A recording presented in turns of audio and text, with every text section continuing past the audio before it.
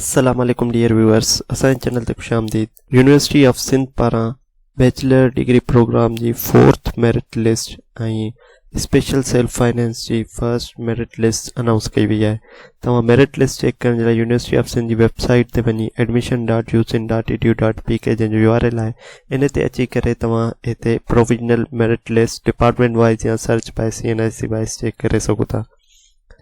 जी असां हिते क्लिक कयोसीं थी ॾिसो admission 2025 bachelor degree program 4th provisional selection merit list and first provisional selection list of special self finance category जंहिंजी last date of admission of fees payment आहे उहा 15/2025 आहे। तव्हां पंहिंजो एडमिशन फीस वारो चालान 15 फरवरी 2025 ताईं पे करे सघो था ऐं डॉक्यूमेंट सबमिट जेको आहे तव्हां 17 फरवरी 2025 ताईं पंहिंजा कराए सघो था। त हीअ असां शिफ्ट सिलेक्ट कई उन खां पोइ कैंपस मेन कैंपस जी ॾिसूं था। BBA ऑनर्स में ॾिसूं था 4th मेरिट लिस्ट में कहिड़ा कहिड़ा कैंडिडेट सिलेक्ट थिया आहिनि। जनरल त हीअ ॾिसो 4th मेरिट लिस्ट में BBA जा एतिरा कैंडिडेट सिलेक्ट थिया आहिनि। ईअं ई तव्हां स्पेशल सेल्फ फाइनेंस जी चेक करे सघो था। स्पेशल सेल्फ फाइनेंस जे लाइ तव्हांखे हिते ई तव्हांखे जेको स्पेशल सेल्फ फाइनेंस आहे इहो तव्हांखे सिलेक्ट करिणो पवंदो।